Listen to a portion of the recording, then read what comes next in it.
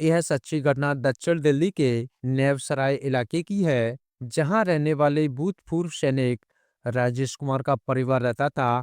वह मूल रूप से हरियाणा के रहने वाले थे, जो 15 साल पहले अपने बच्चों की उच्च शिक्षा और अच्छे भविष्य की उम्मीद लेकर दिल्ली आए थे। और उनके परिवार में राजेश के अलावा 37 साल की पत्नी कोमल और 23 साल की एक बेटी कविता और 20 साल का एक बेटा अर्जुन था। 4 दिसंबर 2024 की सुबह के लगभग 5:30 बजे अर्जुन उठकर मॉर्निंग वॉक पर चला जाता है।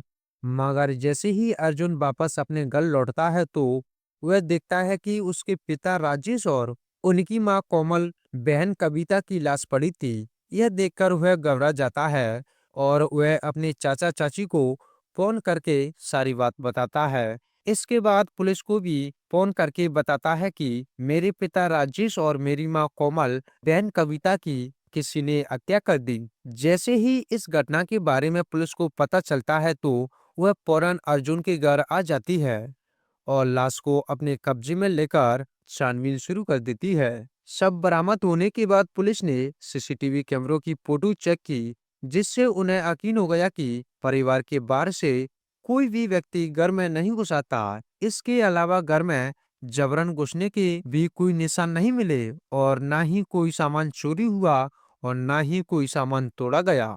शवों को देखने वाले पड़ोसियों ने बताया कि राजेश, कोमल और कविता के गले पर चाकू से वार किया गया था। एक पड़ोसी ने बताया कि अर्जुन ने उन्हें बताया था कि अपने माता पिता को शादी की सालगिरह की बधाई देने के बाद टहलने के लिए निकला था। इसके बाद पुलिस जांच आगे करती है और राजेश के बेटे अर्जुन को हिरासत में लेती है।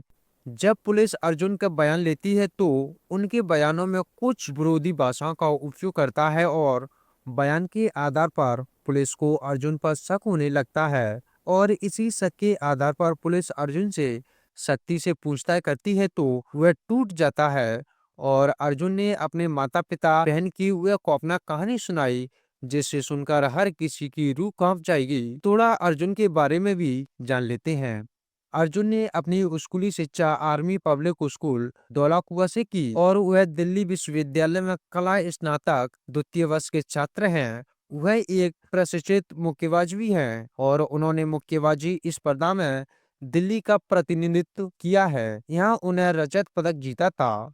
अर्जुन ने पुलिस को बताया कि उसके पिता राजेश भूतपूर्व सैनिक थे और पढ़ाई लिखाई और कामकाज को लेकर उसे अक्सर डांटते रहते थे। अर्जुन ने बताया कि मेरे पिता राजेश ने हाल ही में मुझ पर चिल्लाया और मुझे पीटा भी गया। पड़ोसियों के सामने मुझे अपमानित भी किया गया था। अर्जुन को यह भी लगता था कि परिवार में कोई भी उनका साथ नहीं दे रहा था, जिसके कारण वह अपने माता पिता और बहन से दुश्मनी रखने लगा था।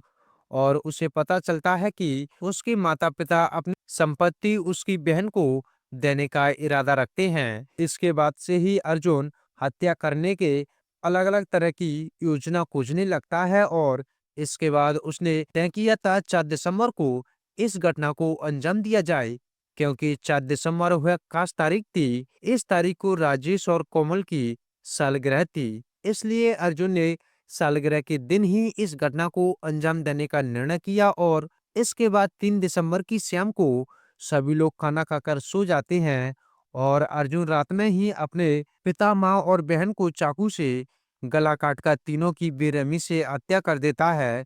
धोखे का जाल रचने के लिए वह सुबह 5:30 बजे ही बाहर निकल गया ताकि कोई बहाना बन सके